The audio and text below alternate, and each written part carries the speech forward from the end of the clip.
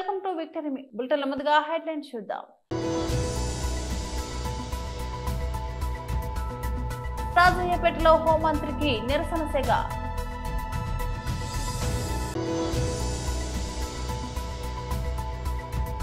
JCI ఆధ్వర్యంలో పుస్తకాలు పెన్నులు పంపిణీ.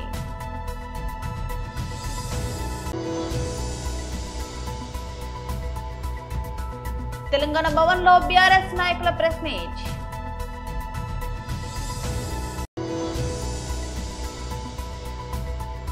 మీడియాతో మాట్లాడుతున్న MP టి.ఎం. Raghunandan Rao.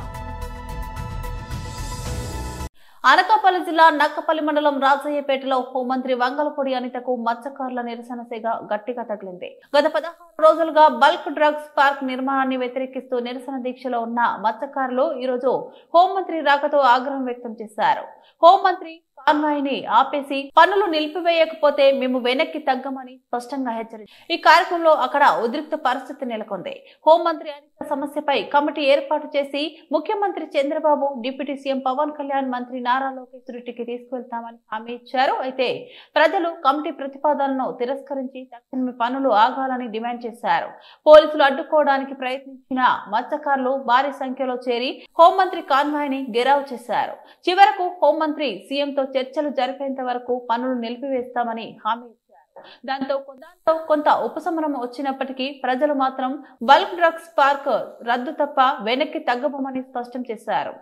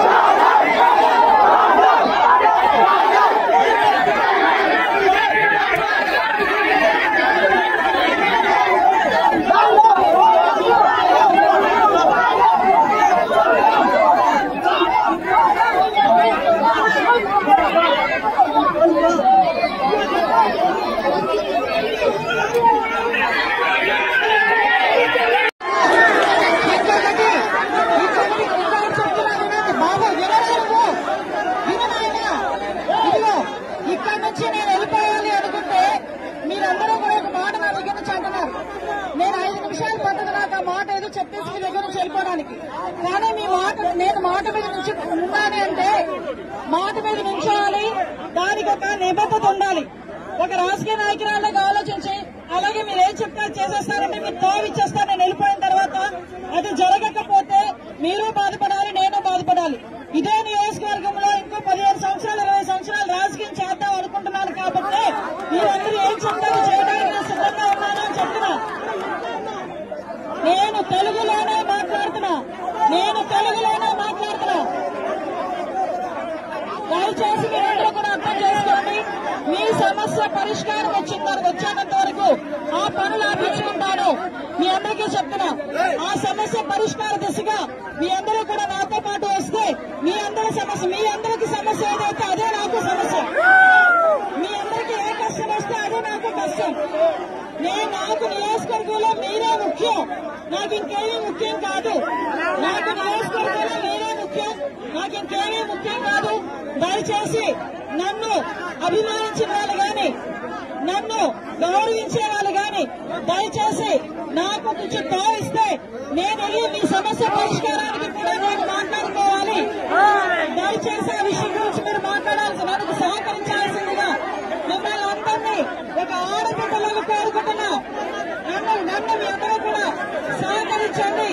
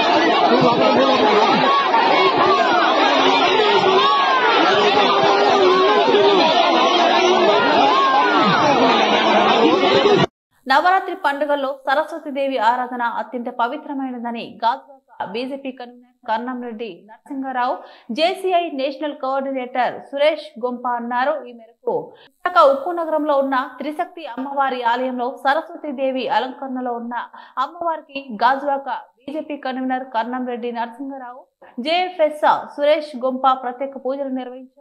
JCI India zone director Dilip Kumar ఆధ్వర్యంలో జరిగిన కార్యక్రమానికి Gajuwaka BJP convener Karnamreddy Narasimharao, JSF Suresh Gompa పాల్గొని ముందుగా 2000 మంది పిల్లలకు బుక్స్ అందజేశారు. ఈ సందర్భంగా వారు మాట్లాడుతూ విద్యార్థులు, కళాకారులు జ్ఞానాన్ని కోరుకునేవారు సరస్వతీ దేవిని ఆరాధిస్తారని, సరస్వతీ దేవిని వసంత పంచమి నాడు పూజించడం వేదకాలం నుండి వస్తున్న ఆచారం అన్నారు. ఈ రోజున చిన్నపిల్లలు, విద్యార్థులు సరస్వతీ దేవిని పూజిస్తే మంచి సత్ఫలితాలు ఉంటాయన్నారు. ఇంత మంచి కార్యక్రమాన్ని ఏర్పాటు చేసిన జేసీఐ సంస్థకి అభినందనలు తెలియజేశారు. కార్యక్రమంలో రాజీవ్ చైతన్య, వెంకటేశ్వరరావు, నరసింహమూర్తి, సత్యనారాయణ, కిరణ్ కుమార్, వెంకటలక్ష్మి, గురునాథ్ రెడ్డి, కె శ్రీనివాసరావు, అడ్వకేట్ రాజు, నాగేశ్వరరావు, రంగనాయకులు తదితరులు పాల్గొన్నారు. అత్యంత వైభవంగా జరుగుతున్నాయి. అందులో భాగంగా ఈ రోజు అమ్మవారు మనందరికీ సరస్వతీదేవి అలంకరణలో దర్శనం ఇచ్చారు. సరస్వతీదేవి అంటే ముఖ్యంగా చదువుకునే విద్యార్థులకి బాగా చదువు రావాలని, ఉన్నత విద్యలో అగ్రహించాలని, మరి విద్య లేనిదే ఎంత పశువు అంటారు. విద్య రావాలంటే ఖచ్చితంగా అమ్మవారి ఆశీస్సులు ఉండాలి. అందుకే విద్యార్థులందరి చేత పూజ చేయించి, తల్లిదండ్రులు కూడా దగ్గరుండి పూజ చేయించి వారికి దేవి నవరాత్రుల్లో అమ్మవారి కృప అందరికీ రావాలని కోరుకుంటున్నారు. ఖచ్చితంగా ఈ పూజలో పాల్గొన్న ప్రతి ఒక్కరికి కూడా మీ కోరికలన్నీ నెరవేరుతాయి. ఎందుకంటే త్రిశక్తి ఆలయం అంటే మన ప్రాంతంలో ఒక మంచి పేరుంది. వేద పండితులు శరణ్ గారు అత్యంత వైభవంగా పూజా కార్యక్రమాలు చేస్తుంటారు. శాస్త్రోక్తంగా చేస్తారు కాబట్టి అది సఫలీకృతం అవుతుంది. మీ అందరి కోరికలు కూడా నెరవేరాలని, మీరు చదువుల్లో బాగా రాణించాలని అమ్మవారిని కోరుకుంటూ, మరి దేవి నవరాత్రుల్లో గత 22వ తేదీ నుంచి మనకి నుండి 2వ తేదీ వరకు విజయదశమి ఉత్సవాలు దేశవ్యాప్తంగా జరుగుతున్నాయి. ఆ అమ్మవారి కృప ప్రపంచవ్యాప్తంగా ఉన్న మానవులందరిపై ఉండాలని కోరుకుంటూ, చక్కటి కార్యక్రమంలో దిలీప్ గారు ముఖ్యంగా ప్రతి సంవత్సరం కూడా ఇక్కడ అత్యంత వైభవంగా ఈ దేవి నవరాత్రులు చేస్తుంటారు. అదేవిధంగా పంపిణీ కూడా చేస్తుంటారు. మరి అందులో భాగంగా ఈ సంవత్సరం మా బొత్స దిలీప్ కుమార్ గారు, ఎస్ఏ జూనియర్ తరఫు నుంచి సురేష్ గారు, రాజు గారు, వారి యొక్క బృందం ఉచితంగా పుస్తకాలు, పెన్నులు విద్యార్థులకు పంపిణీ చేస్తున్నందుకు దిలీప్ గారు అదేవిధంగా వారందరికీ ప్రత్యేకమైన అభినందనలు తెలియజేసుకుంటూ మరి ఈ కార్యక్రమంలో పెద్దలు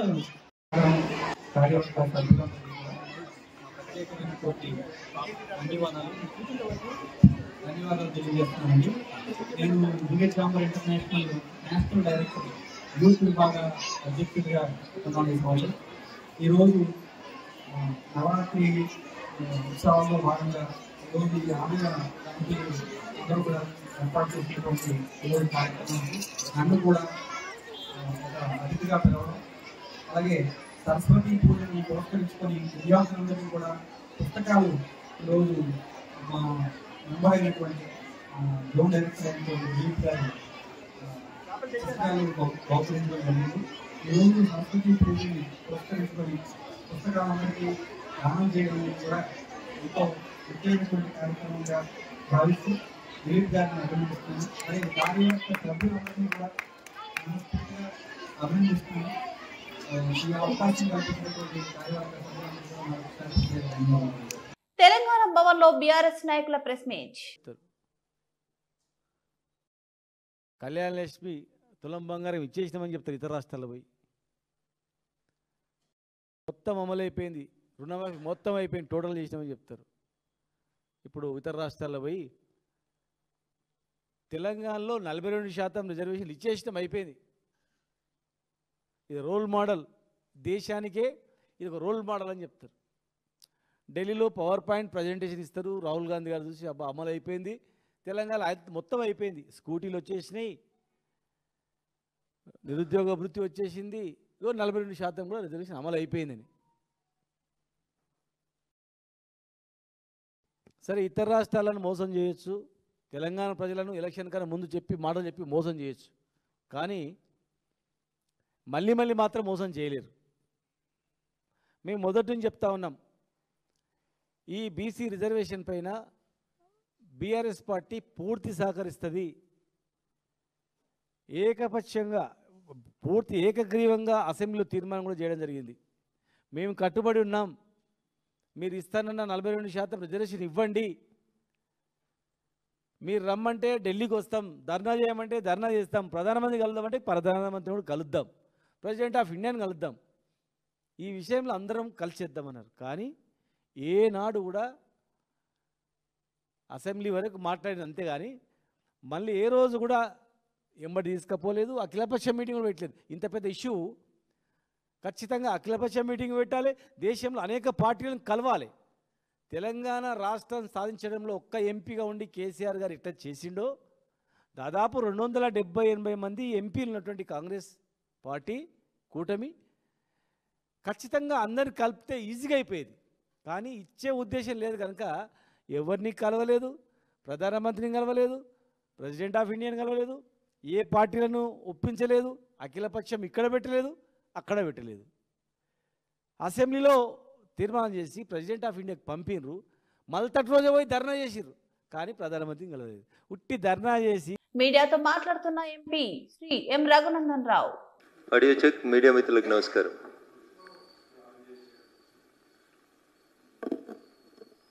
మీడియా మిత్రులు అంటే మీరు కూడా వస్తారు ఇక.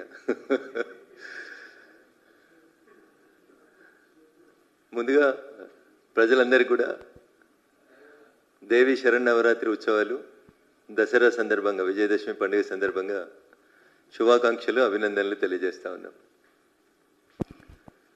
గత కొద్ది రోజులుగా వరుణుడికి కోపం వచ్చి భాగ్యనగరాన్ని అంతా వర్షపు నీటితో అతలాకుతలం చేస్తూ ఉన్నాడు.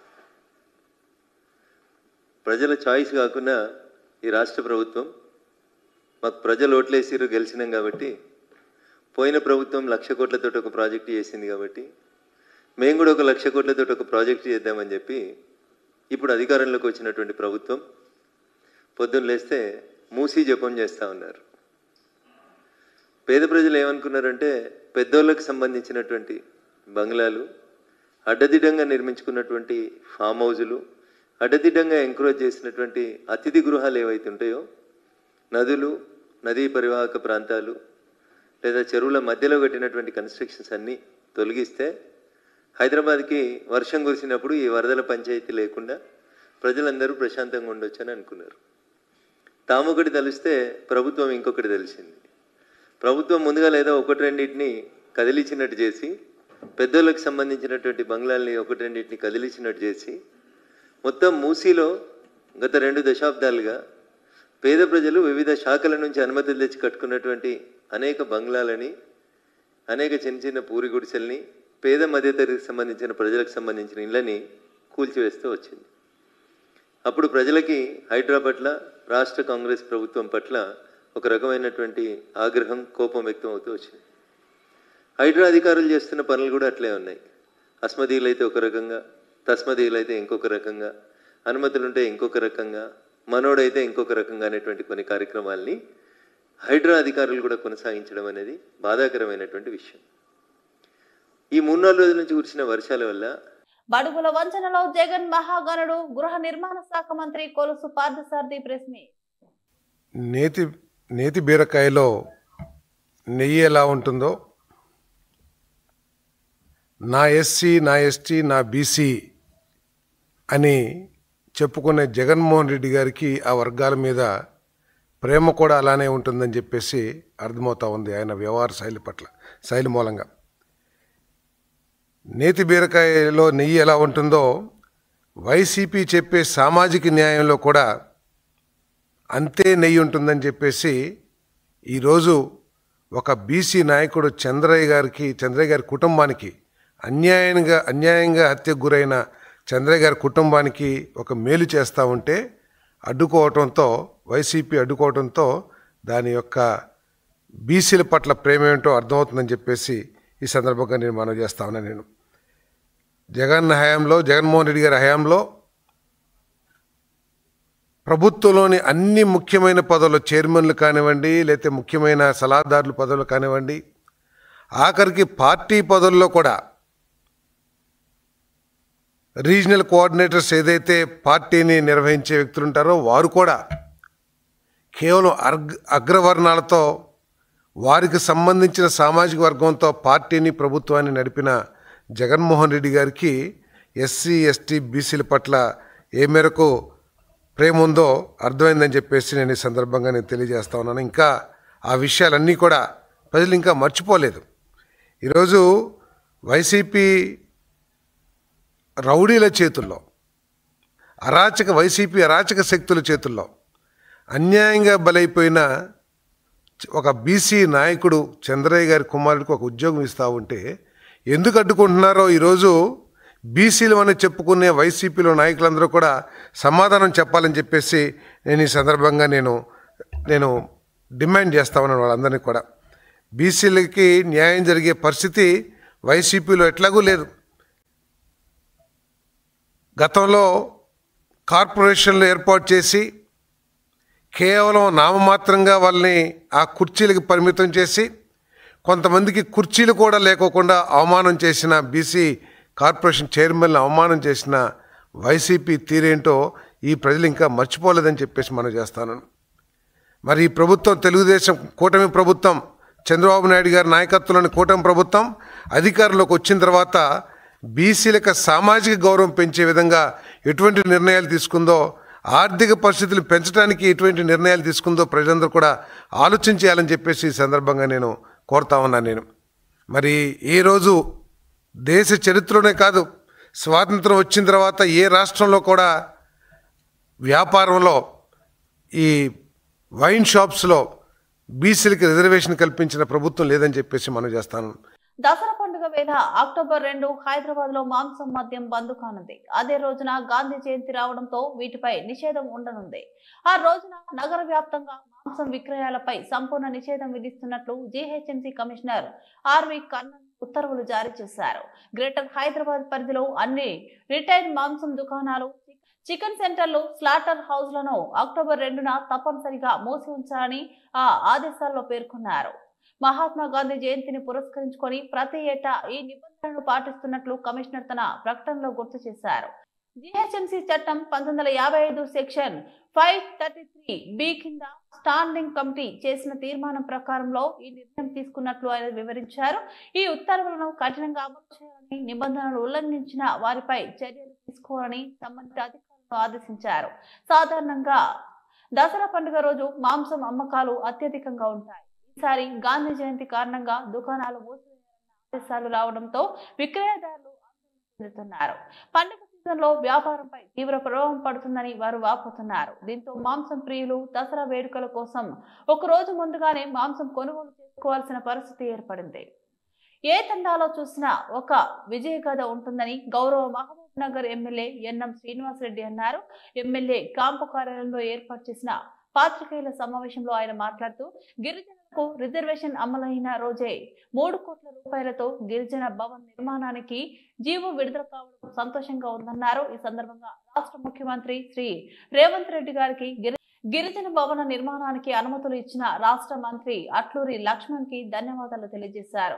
ఎన్నో ఏళ్ల పోరాటాల ఫలితంగా 1976లో ఇందిరాగాంధీ ప్రధానమంత్రిగా ఉన్న సమయంలో గిరిజనులకు విద్యా ఉద్యోగ రిజర్వేషన్ అమలు చేశారని, దాని ఫలితంగా ఎంతో మంది గిరిజనులు ఉన్నత పదవులు నిర్వహించారని ఆయన చెప్పారు. 3 అంతస్తులో నిర్మాణం చేస్తున్న గిరిజన భవన్లో ఒక అంతస్తులో విద్యార్థులు చదువుకోవడానికి మంచి గ్రంథాలయాన్ని ఏర్పాటు చేయాలని ఆయన సూచించారు. గ్రంథాలయం ఉంటే యువతకు ఎంతో మేలు జరుగుతుందని ఆయన చెప్పారు. ఈ పోరాటాలతోటే తండాలు గ్రామ పంచాయతీ అయ్యాయని, మీ తండాలలో మీరే పాలన చేస్తున్నారంటే అది మీరు చేసిన పోరాట ఫలితమే అని ఆయన గుర్తు చేశారు. గిరిజనుల అభివృద్ధి కోసం రాష్ట్ర ప్రభుత్వం అనేక సంక్షేమ పథకాలు అమలు చేస్తుందని, అందులో భాగంగా ప్రతి తండాకు రవాణా వ్యవస్థను ఏర్పాటుకు కృషి చేస్తున్నామని, రేషన్ కార్డులు లేని అర్హులైన ప్రతి ఒక్కరికి రేషన్ కార్డులు ఇచ్చామన్నారు. ఈ తండాలలోనే రేషన్ షాపుల ద్వారా సన్నబియ్యం పంపిణీ చేస్తున్నామని ఆయన తెలియజేశారు.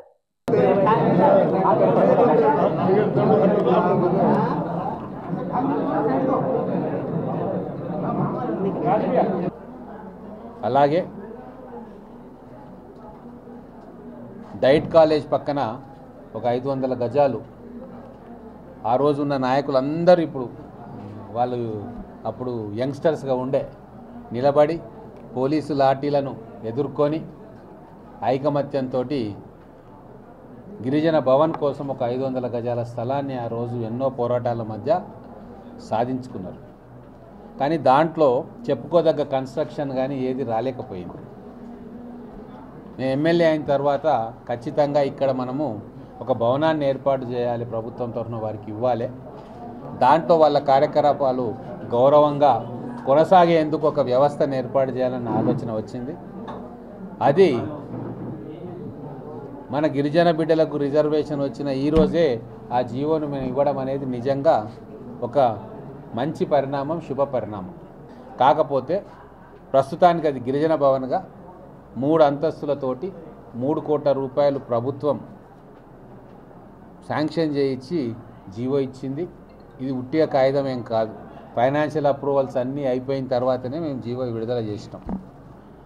ఈ జీవో మనకు ఇచ్చినందుకు, మనకు శాంక్షన్ చేయించినందుకు ముఖ్యంగా మన గౌరవ ముఖ్యమంత్రి గారికి ధన్యవాదాలు తెలుపుతూ, ఇంకా మన మంత్రి గారు ఎస్సీ ఎస్టీ వెల్ఫేర్ శాఖ మంత్రి పెద్దలు అడ్లూరి లక్ష్మణ్ గారు ప్రత్యేకమైన చొరవ తీసుకున్నారు. వారు మంత్రి పదవి చేపట్టిన 3-4 నెలల్లోనే మనకు గిరిజన భవన్ శాంక్షన్ చేయించారు. కాబట్టి ఖచ్చితంగా ఇది ఒక మంచి పరిణామం. నాకు కూడా చాలా సంతోషం. 50 కోట్లు 100 కోట్ల ప్రాజెక్టు కన్నా నాకు ఈ 3 కోట్లతోటి వాళ్ళకు మంచి భవనాన్ని ఒకటి నా పీరియడ్లో కట్టియగలిగితే అది మన లంబాడ బిడ్డలకు ఉపయోగపడితే ఇంక అంతకంటే సంతోషం ఇంకొకటి లేదు. మన మహబూబ్ నగర్ జిల్లాలో లక్షల సంఖ్యలో మన లంబాడ బిడ్డలు ఉన్నారు. వాళ్ళ కోసం మా ప్రభుత్వం అనేక సంక్షేమ కార్యక్రమాలు తీసుకొస్తూ ఉంది. ఈరోజు ఇందిరమ్మ ఇండ్లు కూడా ప్రతి తాండాలో ఇల్లు లేని వాళ్లకు ప్రత్యేకంగా వాళ్ళకు ఇస్తూ ఉన్నాం. చాలామంది కట్టుకుంటూ ఉన్నారు. ఇప్పుడు సన్న బియ్యం ఏదైతే ఉందో అది ప్రతి తాండాకు కూడా పోతూ ఉంది. కడుపు నిండా వారు 3 పూటల సన్న బియ్యం కమ్మగా తినే ఒక సౌకర్యాన్ని మా ప్రభుత్వం కల్పించింది. అలాగే విద్య విషయంలో మన పిల్లలు చదువుకోవడానికి ఇంజనీరింగ్ కాలేజీలను తీసుకొచ్చినాము, IIITని తీసుకొచ్చినాము, వొకేషనల్ కోర్సులను, స్కిల్ డెవలప్మెంట్ సెంటర్లను తీసుకొచ్చినాము. దాంట్లో ఈ పత్రికాముఖంగా నేను మా నాయకులందరికీ కూడా చెప్తా ఉన్నా, మన పిల్లల్ని ఖచ్చితంగా స్కిల్ డెవలప్మెంట్ సెంటర్స్ కావచ్చు, ఇంజనీరింగ్ కాలేజీలలో ఇక్కడ మనం చేర్పించేటట్టుగా ఇప్పటి నుంచే మన అందరం కూడా ఒక కార్యాచరణ ఏర్పాటు చేసుకోవాలి. గ్రామాల్లో ప్రభుత్వ పాఠశాలల్లో 100% అనే కార్యక్రమాన్ని మేము పెడతా ఉన్నాం. 10వ తరగతి, 9వ తరగతి, 8వ తరగతి పిల్లలకి వాళ్లకు ఇప్పటి నుంచే మంచి ఫౌండేషన్ ఉండాలి. వాళ్ళు రేపు ఎంసెట్లో కానీ లేకుంటే 10వ తరగతి పరీక్షలు, ఆ తర్వాత ఎఫ్సెట్, నీట్లో, ఆ తర్వాత పీజీలలో మంచి కోర్సులలో అడ్మిషన్స్ తీసుకొని వాళ్ళు మంచి ర్యాంకులతోటి మంచి మార్కులతోటి పాస్ కావాలి. దానికి ఫౌండేషన్ ఇప్పటి నుంచే వేయాలని చెప్పి 100% అనే కార్యక్రమాన్ని మేము మొదలుపెట్టినాం. పిల్లల్ని చదివించుకుంటే ఇప్పుడు ఈ తరం చాలా అద్భుతంగా రాణిస్తూ ఉంది. అన్ని రంగాల్లో వాళ్ళు నిష్ణాతులుగా ఉన్నారు. పిల్లలు చదువుకున్నందుకు ఈరోజు బ్రహ్మాండంగా. బులెటిన్ ముగించే ముందు మరోసారి హెడ్లైన్స్ చూద్దాం. రాజయ్యపేటలో హోంమంత్రికి నిరసన సెగ.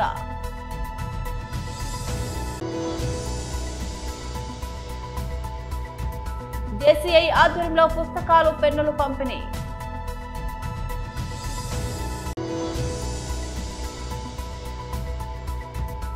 తెలంగాణ భవన్లో బీఆర్ఎస్ నాయకుల ప్రెస్ మీట్.